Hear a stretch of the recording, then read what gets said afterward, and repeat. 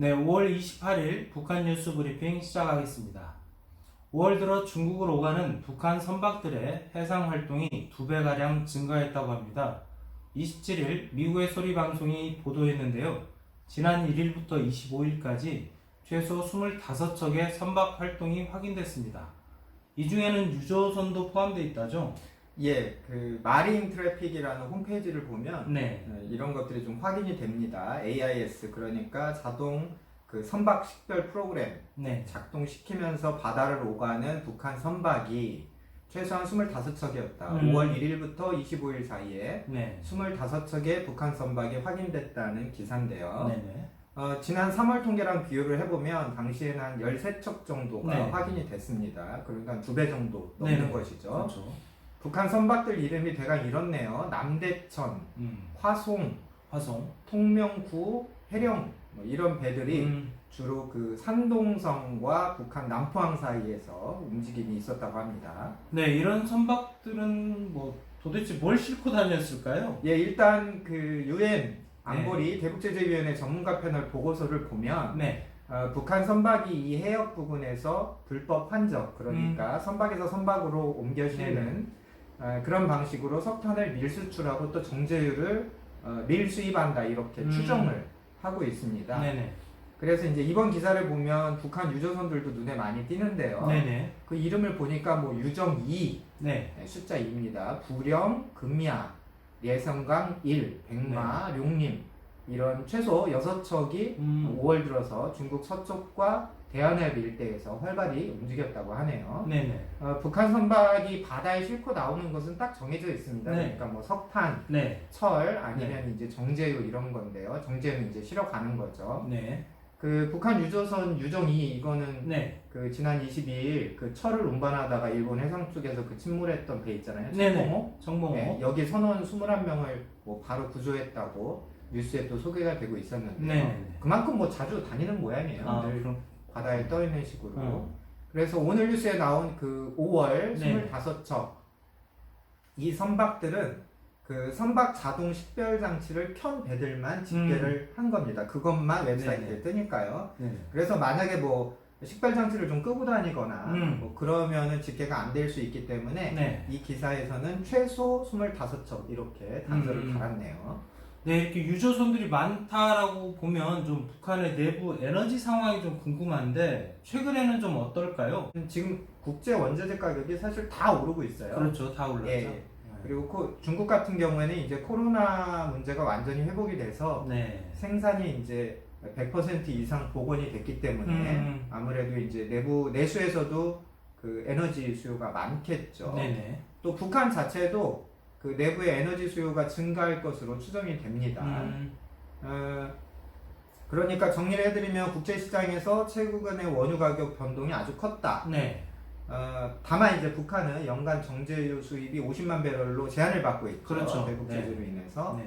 네네. 내부에서 지금 평양에 뭐 만호 아파트를 짓는다, 또 국가경제발전 5개년 계획을 해라. 네네네. 이런 식의 이제 경제 네네. 생산 증대 운동이 벌어지고 있기 때문에 당연히 에너지 수요가 증가할 것으로 예상이 됩니다. 네네. 이 유조선들이 대북 제재 50만 배럴 규정을 네. 어기는 건지 아니면 그거는 어기지 않고 그 범위 안에서 네. 밀수입을 하는 건지는 결과적인 건 아직 확인이 안 됐지만 최소한 그 북한이 에너지 확보를 위해서 굉장히 열심히 움직이고 있구나. 네네. 이 정도는 저희가 추측을 할 수 있을 것 같습니다. 네, 다음 소식입니다. 왕이 중국 외교부장이 리용남 주중 북한 대사를 만났습니다. 27일 베이징 갸오이타이 국빈관에서 두 사람이 모였는데요. 이 갸오이타이 국빈관은 김대중 전 대통령, 노무현 전 대통령, 이명박 전 대통령이 중국에 방문했을 때 머물렀던 곳으로 저희한테도 굉장히 친숙하죠. 네, 이 김정일도 과거에 중국에 방문했을 때 이곳에서 이 후진타오 주석을 만나기도 했었는데요.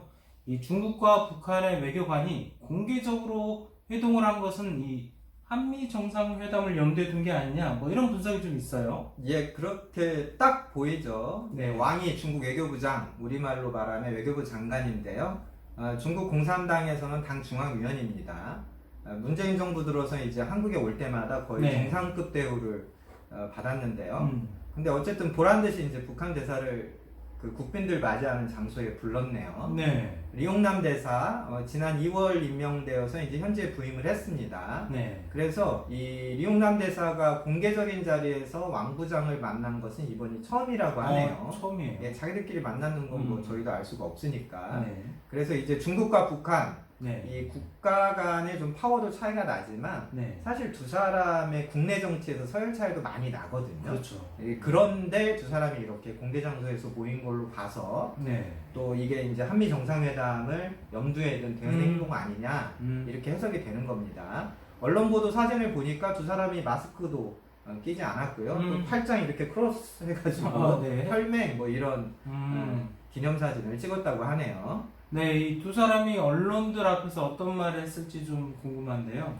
예, 일단 왕이 부장의 발언을 보면 이렇습니다. 옛 지도자들이 친히 조성한 양국 우위는 외부 침략에 맞서 함께 싸운 전화 속에서 피 흘린 국건이 만들어진 것이라고 양국 관계를 말을 했고요.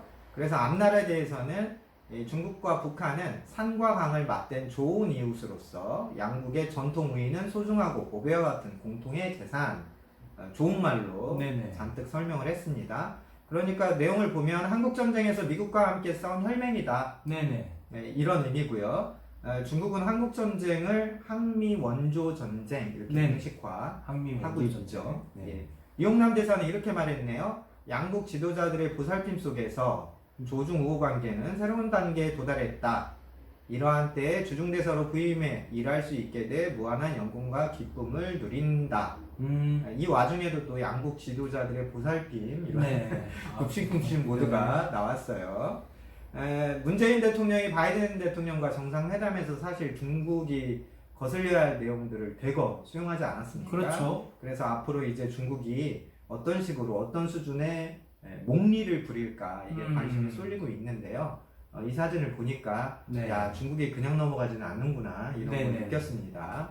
사실 그 왕이 이용남 사진을 보면서 과거의 일도 저는 좀 오버랩이 됐어요. 네네네. 박 대통령, 박근혜 대통령께서 2015년에 중국 전승절 70주년 네. 기념식에 참석하셔가지고 열병식까지 봤는데요.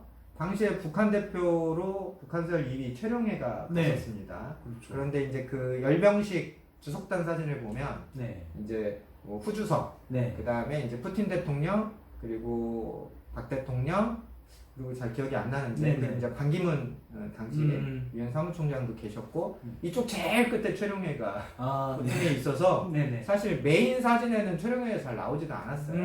네, 그래서 그때 생각이 좀 나기도 했는데 네. 그러니까 이제 우리 정부가 중국 상대로 해서 외교를 좀 적극적으로 할 때는 네. 북한이 아무래도 이렇게 눌리고 외곽으로 밀려나는 그런 모습들이 좀 기억이 났는데 네. 제가 왜 그게 기억이 났냐면 그렇게 하고 나서도 네. 북한이 할 거 다 했거든요. 그렇죠. 핵실험, ICBM 발사 실험 이런 거 했고 그래서 뭐 제재 국면까지 네. 그래서 참 외교가 어렵기도 하지만 정작 중요한 것은 이제 우리의 정책과 장기적인 전략 아니겠냐. 그렇죠. 너무 외교 부분에서의 그 일일 이비할 필요가 좀 없지 않냐 이런 생각이 문득 들었습니다. 네, 오늘 북한 뉴스 브리핑은 여기까지입니다. 감사합니다.